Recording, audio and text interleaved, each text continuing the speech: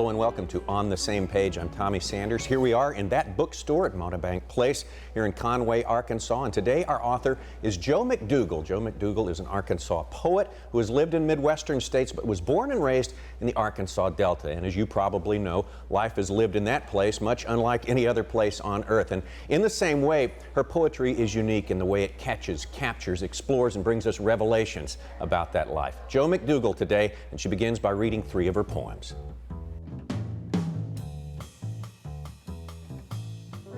The poems I'm going to read tonight are, I hope, fairly representative of my work. What I try to do as a poet is to evoke a time and a place. I grew up in a small town, DeWitt, Arkansas, so I think that my poems represent those towns, that town and other small towns that I've lived in. In a small town, there's a certain ritual, a community of people who understand the same signals. This is one of those poems. In the coffee shops of towns facing railroads, where the grocery and the P.O. look across a highway at rails the trains forgot, chatter clicks into silence when somebody new walks in. Then the folk of Jerome or Black Coffee are start, and Mama Dan's, Ardella's, or the Mallard light another cigarette. Dishes continue to break dreamily in the kitchen. I like to try in my poetry to be accessible.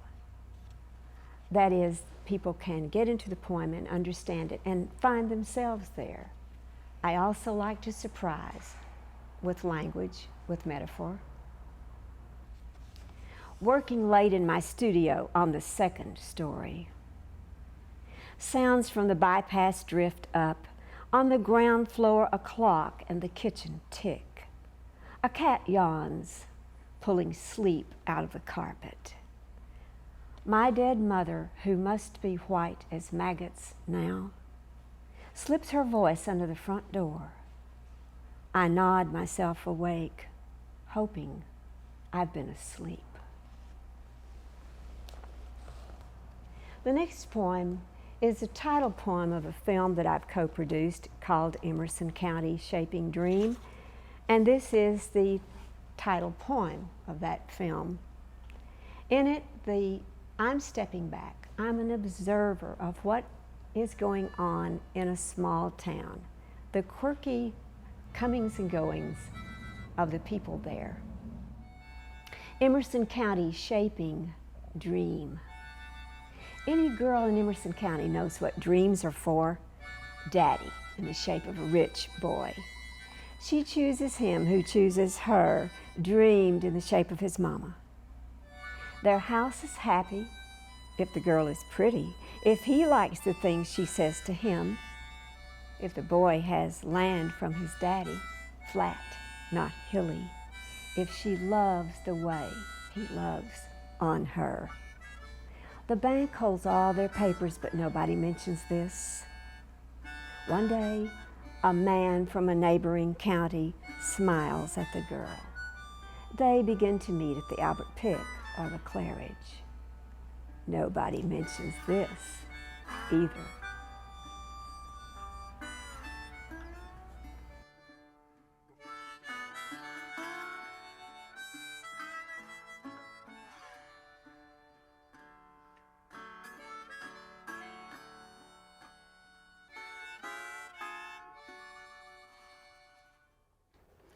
Any girl in Emerson County knows what dreams are for. Daddy, in the shape of a rich boy. She chooses him who chooses her. Dreamed in the shape of his mama.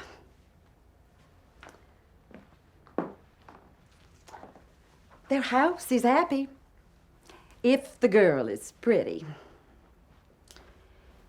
If he likes the things she says to him. If the boy has land from his daddy, flat, not hilly. If she loves the way he loves on her. The bank holds all their papers, but nobody mentions this. Then one day, a man from the neighboring county smiles at the girl. They begin to meet at the Albert Pick or the Claridge. Nobody mentions this either. Emerson County Shaping Dream by Jo McDougall. We will meet the author again a little bit later on in our program. Meanwhile, I'm so proud of our panelists we have here to sort of explore and maybe even celebrate a little bit the poetry of Jo McDougall. I'd like to introduce them to you right now. We'll start with Miller Williams. Miller is a professor and poet, a professor of English at the University of Arkansas. A long list of accolades that stretch on out to the horizon, but we'll pick out one. He's recently been named by a committee as one of the 20 best poets now writing in English. Pretty impressive. Dr. Rosemary Henenberg is here as well. She is the Willis H. Holmes Distinguished Professor of Theater Arts at Hendrix College here in Conway, freshly retired. And I can tell you also a person who produces some wonderful poems, Dr. Henenberg. And Phil Martin with the Arkansas Democrat-Gazette. Most of our viewers know Phil, his face and his writing as well. He's there all the time, a columnist, critic, journalist, and an author of several books. So we're glad to have you all here. I'd like to just start out by reacting to the poem we just saw there, and we'll just kind of go around the horn and start with you, Rosemary. All right. It's a wonderful poem, and it sets, I know, the tone and the theme of the film. And what really interests me, I suppose, is the way it goes from general, any girl in Emerson County, to particular, as it moves through the poem. If the girl is pretty, and then all of a sudden, one day, a man from a neighboring county smiles at the girl, and I love that movement. You like that sort of agility on the part of the poet to be able to turn on a dime and go right to that. Okay. Absolutely. Phil? Well, I think that we have to look at this as, as I approached it, was as a piece of film, not as a poem. It's a poem transformed or used, perhaps even maybe a commercial for the poem or something. I thought it was a very effective piece of filmmaking. It sounds like dialogue, but it's not really the way people speak. And the actress in there, Judy Trice, you know, she punctuates it with these like smiles of closure, and she's and as a piece of film, it works surprisingly well because you get the idea of a film poem being perhaps a little bit more stagey than that, or perhaps a little bit drier than that. But it moves through there. It's a nice, effective piece of film, and it's a wonderful poem. Had you ever seen anything like that before? I had not. I had seen attempts at doing things like that. Nothing that seemed quite as natural and organic as that. I mean, and again, if you look at it, it's still not the way people behave and not the way people act. But then the movies aren't the way people behave and the way people act either. Thank you, Phil. Miller, how do you react to that poem and the portrayal of it there? I'm pleased that it is not exactly the way people act and the way people talk, because it is an illusion of reality, which is in art much better than reality. Art, poetry, is not a diary. As Picasso said of all art, art lies its way to the truth. And this lies its way to the truth. We believe it when we're reading it. We believe that people really talk that way. And it sells itself to us as that. Another thing I like about it is that, like almost all of Jo McDougall's work, it is a little story of people in action, and their actions give the shape and direction to the poem. While I'm quoting other people here, let me say that Donald Justice said, if it's a good poem, you can film it. And you could assign parts and film this poem. And it is alive with dramatic action, and I like that about it. So we're talking about what poetry is and what it should really do. I mean, you know, you used to hear the word prosaic a lot. People use it, and it used to mean sort of a slam on something. And prosaic meaning not poetry, or something that used to mean sort of flat and dull and indifferent. But now you don't hear that word used anymore to slam things. Is that because kind of prose rules in this day and age, because poetry is maybe not as important to us as it used to be? What do you all think about that?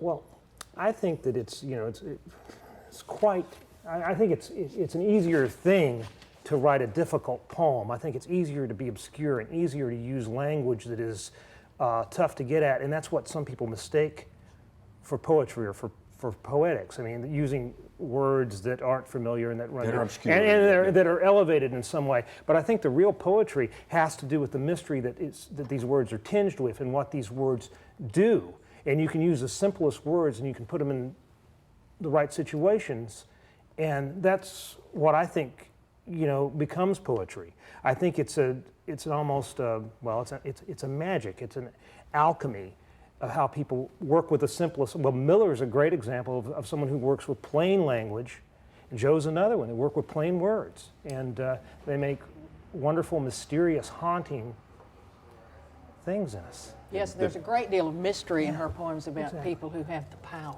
Right. The having of the power. I think is wonderful. But the mystery in poetry should not be in what it means on No. the surface. It is awfully easy to be obscure. A 3-year-old or a drunk can be obscure. We don't know what either one means when they try to express themselves to us. What is difficult and therefore gratifying is to be clear and mysterious at the same time.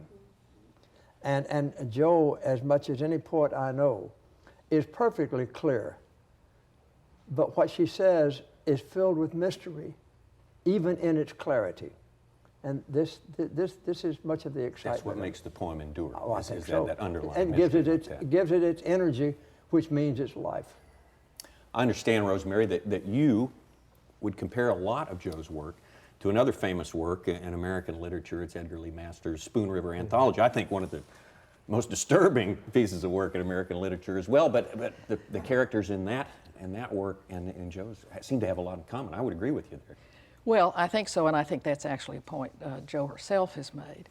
I think that those poems come from 1915 and marked a change in the sense of what America was like and what life was like in small towns, and a kind of shocking change.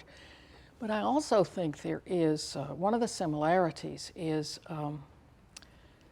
the persona in the poems talking directly to people. And it seems to me in Spoon River Anthology, it's made a play that works pretty well because these are characters who could not tell their mystery, who could not tell the secrets of their lives in the world they lived in until they were dead, and then they can tell their stories. And I'm very interested in Joe's poems too. Yeah, not to say that the characters in her poems are necessarily dead, but they have a voice in No. which they're able to do what the Spoon River Absolutely, characters can and do. why they tell their stories to us. Yeah, interesting. Would you draw any sort of associations between Joe's work and anyone else's, Mel? Maybe yours even? Well, she writes the kind of poetry that I like best because it is a poetry that brings us to look in the unswept corners of our lives. These are not poems about Times Square. Mm-hmm. These are poems often about the narrow street in the small town, and sometimes even the closet, these are looking into these unswept corners and finding mystery and magic there that one would not have expected is much of what I read this poetry for, I think.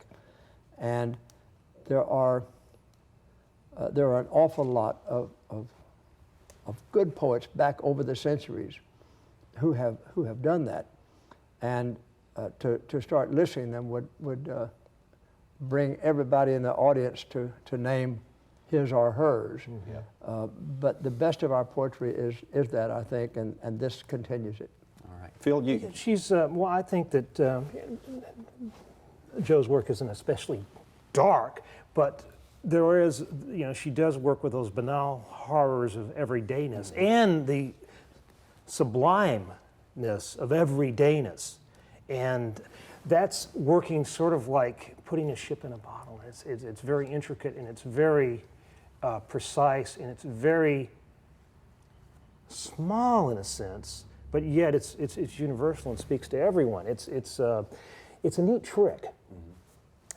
You work in the field of entertainment, or around the field of entertainment a lot, Phil, and the poet as entertainer has been around for a long, long time. I mean, I guess guys like Ovid and Homer were the rock stars or sports heroes of the ancient world back then. Is the poet sort of losing a little ground as far as his status as an entertainer, a pure provider of entertainment for people in this day and age?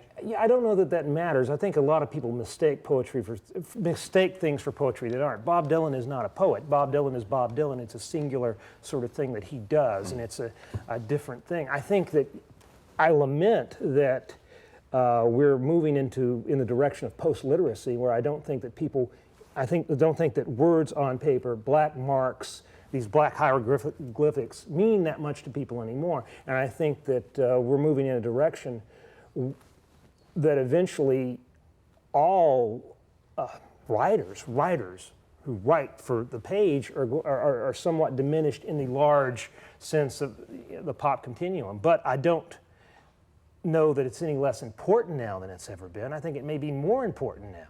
It's just a lot more competition, I guess. There's so many more there's sources a of lot of information and noise sources of out there. entertainment, yeah. But there are also people are always looking for meaning, and one of the places they look for meaning, they look for it in religion, they look for it in poetry, literature, and I think that I think it's important, and I think it may be more important than it has been in a while. But I also think there's a lot of noise, and we've lost touch with a lot of traditions. Absolutely. There's certainly been a lot of commentary, I think, since September the 11th, that people are enormously interested in poetry now, and need poetry now. May I say that I didn't mean to say that Joe's poetry was dark. No. But I would like to read one very short poem to show you what I mean by the unswept corners. Right. Yeah. Dancing Man. The music in mixed bar tonight is 3 parts smoke and 1 part hard down blues. The man who brought me here is drinking bourbon shots and beer. The woman in the next booth shouts, "Play something for me, play something slow for me." I turn for another drink, and one of the men on the dance floor has on your brown hat. 3 guinea feathers in the hat band. You are in Mexico or Greece. I would leave with him, let him do whatever he wanted, if he would keep the hat on. Now, that's not a dark poem, but that is an unswept corner. Yeah. Joe and I recently talked about the Lorca idea of duende, of the dark and the bright together in poetry, and how important that is. Geography, space, places in this country are obviously important themes in Jo McDougall's poetry. The sizzling, maybe, is it, of Nebraska beyond the horizon, those sorts of things are, they really sort of, at least for me, who's not such an expert on poetry, sort of forge new ground. I think she has a tremendous talent for that sort of thing. Would you all agree? Yes, I do. Absolutely. Sense of place is just really, it's important. And she sort of like merges 2 sensibilities there, too. I think there's a bit of Southernness and a bit of Midwestern flavor to her work. Clearly. Yeah.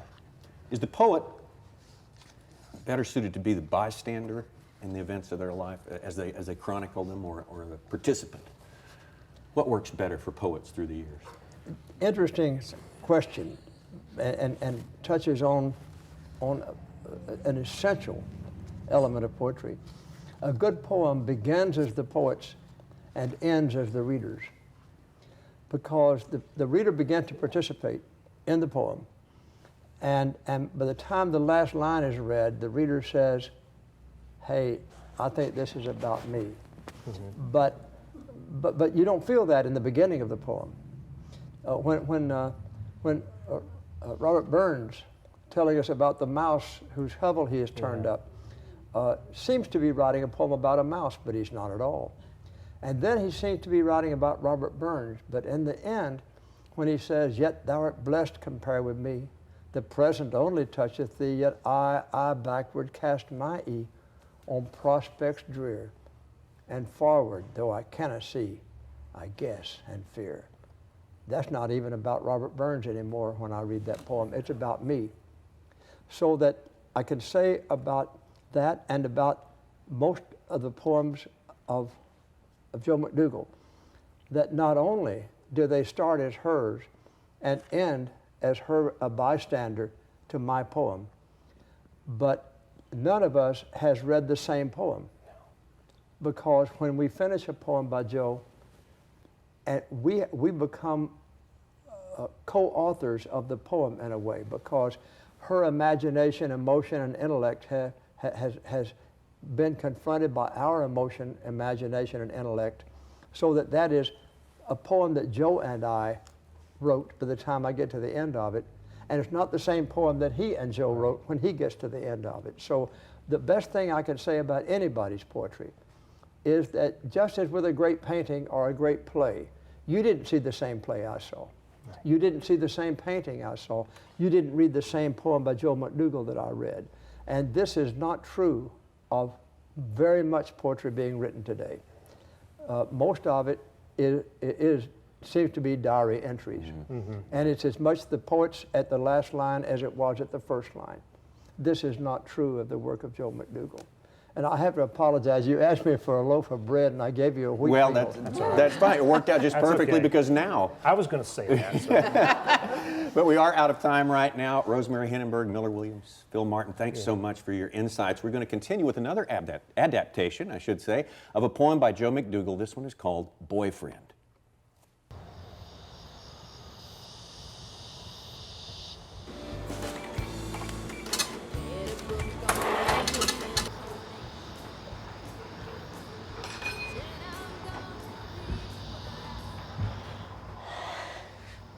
We were both in high school. 16? They said he was bad. They said his dad was the one that had bitten off the sheriff's ear the night the sheriff came looking for the still. I'd hang around the gym after the football team got out of practice, just hoping to see him. I lied to my mother. I saw a brightness. Saw us dancing, saw children who had his eyes. Even now, I can smell the wood smoke in his jacket. He never finished school. They said he went to work for the highway. The girl he'd gotten pregnant was 13. She wasn't from around here.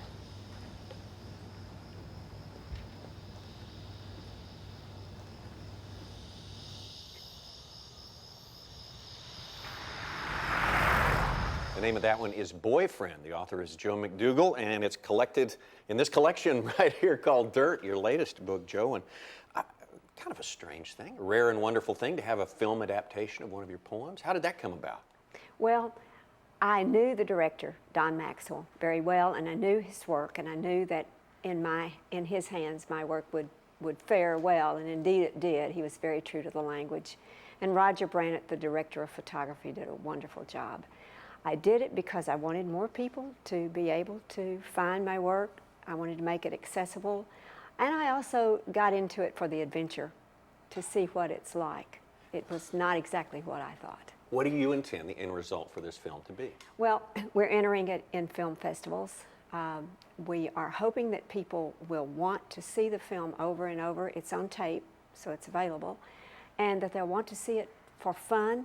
It's also, I see it as a former teacher, I see it as a very good teaching tool for teaching poetry, literature, and Southern studies, women's studies, a lot of disciplines. Sort of a gateway for people who maybe have not Yeah, read so much poetry. Yeah, a lot of students think that all poets are dead and that all poetry uses language, as they mentioned in the panel, that language is not alive and it's not lofty in these poems and in this film. Speaking of our panel, I guess your ears are burning just a little bit. They were awfully complimentary and appreciative of your work, and they mentioned a lot of the important parts of your work, your sense of geography, the accessibility of your language. One thing they were not, and we did not have time to get into, was that you deal in a really interesting way with loss. And I know you've had some very significant loss in your life, and your poems are really wonderful. Talk about that a little bit. Well, a lot of the poems in the new collection are elegiac. But everyone, I'm not alone in suffering loss. Everyone from the age of 4 on up knows what loss is. And you can lose your keys, you can lose your wallet, You lose your house, you lose your farm, you lose people. And I was glad that the panel pointed out that there is that sense, and I think there is a kind of darkness in a lot of the poems. Poem Glittering is the one I'm thinking about that's collected in dirt here, and the author expresses something that, or the protagonist expresses something that I've often suspected, that people who are grieving don't necessarily want closure, as people say popularly. They want to feel even more vividly the grief that they're feeling. And I think poetry may be the only way to tell that truthfully without seeming cruel. I think so. I think so, and I think it's very true. Closure is a much overused word. You don't want that person to leave your life. Page previous to that, you have another poem about loss. Would you read it for us? Metaphor. After the coffin lid closes over the body, the silence is sometimes described as noise. It is not. It is silence, and the mourners float upon it like bathtub toys. We have time for one more before we close. Would you read another one for us, Jo? Of course.